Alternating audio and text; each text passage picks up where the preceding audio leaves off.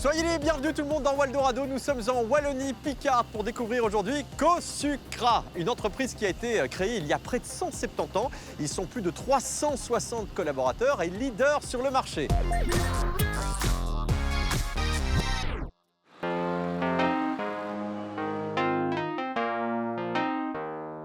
Bonjour Eric. Bonjour David. Merci de m'accueillir chez CoSucra. Alors dites-moi, qu'est-ce qu'on fait ici ?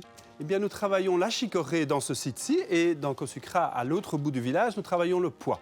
À partir de ça, on va extraire ce qu'on appelle des ingrédients alimentaires santé.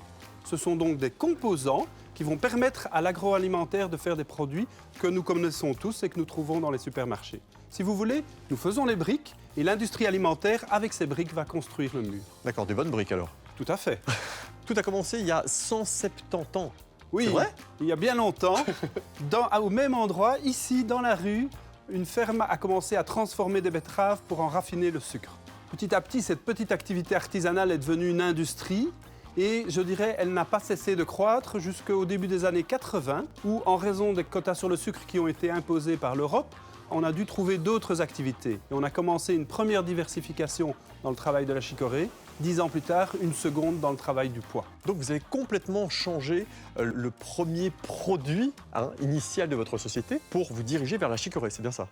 En fait, on en a fait un autre. On a travaillé une autre matière première, on a fait un nouveau produit et il s'est avéré 10 ans après qu'il a remplacé le produit historique. Ouais, vous êtes d'ailleurs même devenu un leader mondial dans ce domaine. Oui, tout à fait. Dans un Pas monde... mal quand même.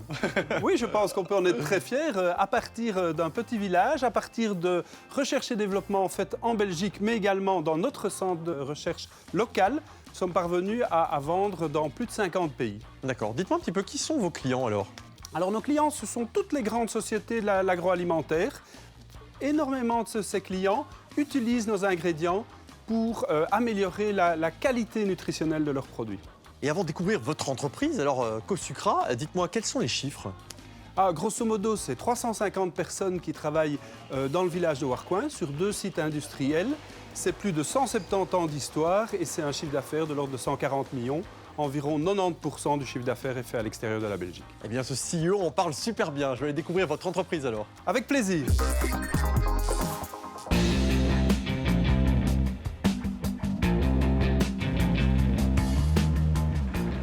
Bonjour Benoît. Bonjour David. Tu es agronome chez CoSucra. Oui. On est dans un endroit un peu particulier, c'est le début de la chaîne. Voilà, c'est le début de la chaîne. Donc ici, on est sur la cour à chicorée où on stocke les chicorées pour permettre l'alimentation 24 heures sur 24 de l'usine. D'accord. En tant qu'agronome, quel est ton rôle en fin de compte ? Mon rôle est en fait de fournir l'usine en matières premières, en qualité et en quantité, et d'accompagner les agriculteurs durant tout le processus. Donc du semis jusqu'à la réception des chicorées. Donc nous avons une relation de partenariat avec les agriculteurs. On est lié par un contrat annuel avec des conditions définies et on a un cahier des charges qu'ils doivent respecter pour livrer de la chicorée. Vous avez même créé votre propre semence. Oui, tout à fait. Donc nous avons notre propre maison de semences où on travaille sur le pouvoir germinatif de la chicorée pour avoir une meilleure levée en champ. On travaille également sur la longévité du feuillage, donc la résistance aux maladies. Et on travaille également sur la forme de la racine. Donc une racine plus grosse, plus dodue et plus intéressante pour la récolte qu'une racine plus effilée. Et on a toujours un intérêt, c'est de récolter la racine la plus longue possible parce que le pourcentage d'inuline est plus long dans le bout de la racine que dans la tête de la racine. Donc je prends ici 2 racines. Ouais. On voit bien celle-ci n'a pas été bien récoltée, donc il y a une partie quand même qui reste en champ. Donc c'est pas intéressant pour l'agriculteur parce qu'il y a une perte de rendement. Et l'inuline, alors on pourrait voir à quoi elle ressemble ? Voilà, donc je vous ai cassé ici une chicorée. Et vous allez voir après quelques secondes, en fait, la chicorée commence à transpirer. Il y a une espèce de petit liquide blanc, c'est ça ? Oui, tout à fait, c'est un petit liquide blanchâtre, caoutchouteux, qui est en fait l'inuline, contenu dans la racine. Bon, et maintenant qu'on a vu l'inuline, à quoi ça ressemblait, ces chicorées-ci, elles vont faire quoi ? Voilà, donc ces chicorées vont, via un convoyeur, rentrer dans l'usine. Elles vont vers un lavoir. Et après le lavoir, elle va passer sur un coupe-racine pour être découpée en cossettes et passer sur une diffusion. Très bien, donc c'est la petite douche pour elle, c'est ça ? C'est ça, c'est même la grande douche. Ok, très bien.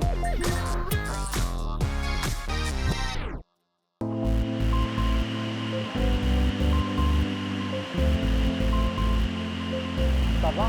Ouais.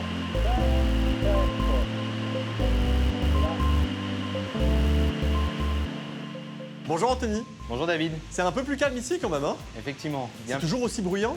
toujours. Oh là, ça ne doit pas être évident. Quand ça tourne, ça tourne. Bon alors, qu'est-ce que vous faites ici dans cette fameuse tour de contrôle?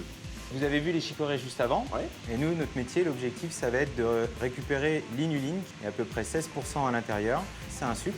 Et on va le transformer sous forme de poudre. Tout l'intérêt de notre métier va être de mettre de côté toutes les particules qu'on ne veut pas, qui sont présentes à l'intérieur de cette chicorée. Mais comment vous faites en fin de compte pour extraire cette fameuse inuline? Alors, pour l'extraire, c'est tout simple. C'est un peu comme l'image du filtre à café. On va prendre la chicorée, la râper, et on va venir mettre de l'eau chaude au-dessus de cette fameuse frite, on va dire. Et l'eau chaude va se gorger en inuline. Et c'est comme ça qu'on récupère un jus sucré qu'on va pouvoir retraiter en sucre. Donc notre rôle avec l'équipe de production, c'est de nous assurer qu'on produit dans les bons timings, dans la bonne qualité et en sécurité au quotidien. Combien de personnes travaillent? En production, il y a à peu près une soixantaine de personnes en tout, sur toute la zone. Dans cette control room, il y a entre 4 et 5 personnes. Le processus est long, est-ce qu'il est vraiment automatisé? Du début à la fin. Tous les équipements sont reliés à ce qu'on appelle une supervision, donc pilotable par ces écrans. Et chaque opérateur est un peu dans une tour de contrôle. Bon, on va aller voir maintenant à quoi sert vraiment l'inuline avec l'une de tes collègues, Julie, du service R&D.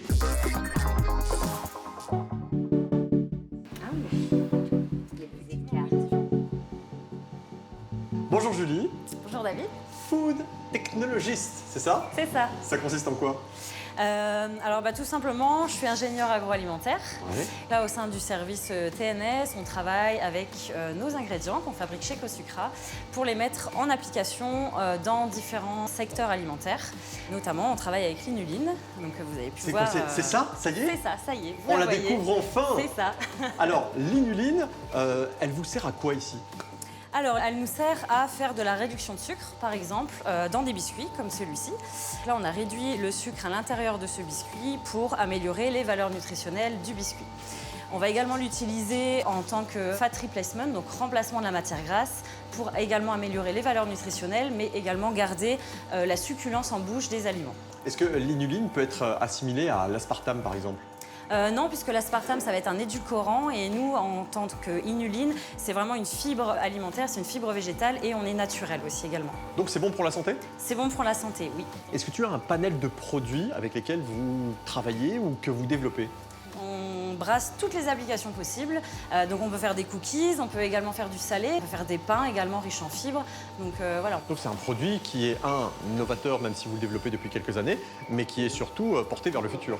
C'est ça exactement. Donc vraiment dans l'idée d'améliorer notre façon de manger. Est-ce qu'on peut le goûter? Est-ce Bien qu'on peut sûr. goûter l'inuline? Ah, l'inuline pure, oui, vous pouvez. Alors, ça va avoir un léger goût sucré barbe-à-papa. L'idée, c'est qu'on puisse remplacer certains ingrédients sans affecter le goût. Pas trop, parce que j'ai entendu dire qu'à partir de 15 grammes, Ouais, c'est ça. Donc, ça il y a, pouvait avoir un effet laxatif. Exactement. Je te fais confiance.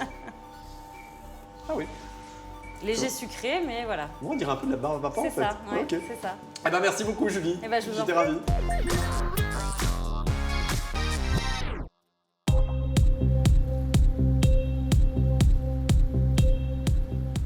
Eric, on arrive au terme de l'émission. Je voudrais savoir comment vous voyez l'avenir de votre société.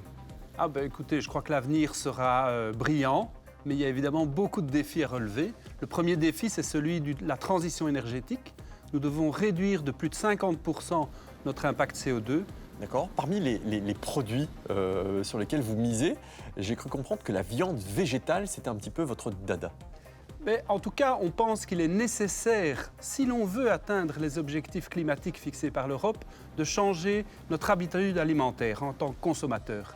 Et la façon la plus efficace pour réduire cet impact sur la planète, c'est de consommer moins de protéines animales et donc la solution des viandes végétales en est une. Mais il existe également d'autres alternatives comme les boissons végétales, les poissons végétaux et autres. Alors concernant l'emploi, vous êtes toujours en recherche de personnel.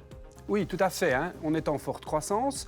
Comme vous l'avez vu, nous sommes dans une entreprise très technologique, donc nous recherchons des gens très qualifiés et c'est donc une recherche permanente à tout niveau, depuis les opérateurs de production jusqu'aux ingénieurs de recherche, en passant par le personnel administratif multilingue pour les ventes.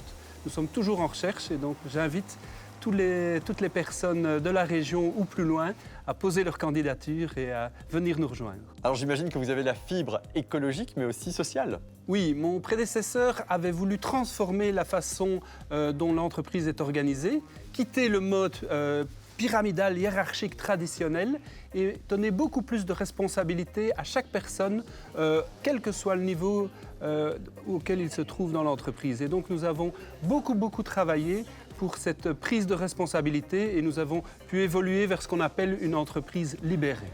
Et tiens, vous qui avez fortement innové durant ces dernières années, pensez-vous que ce soit toujours possible en Wallonie? Oui, je pense, tout à fait. Nous avons un écosystème qui est très puissant avec beaucoup d'universités, de centres de recherche. Évidemment, il faut trouver suffisamment de jeunes qui s'engagent dans des études scientifiques, mais je ne vois pas pourquoi ça ne pourrait pas se poursuivre. En tout cas, plein de bonnes choses pour vous. Merci pour l'accueil. Au revoir. On va se retrouver prochainement dans Waldorado. À très vite sur RTL TV. Ciao.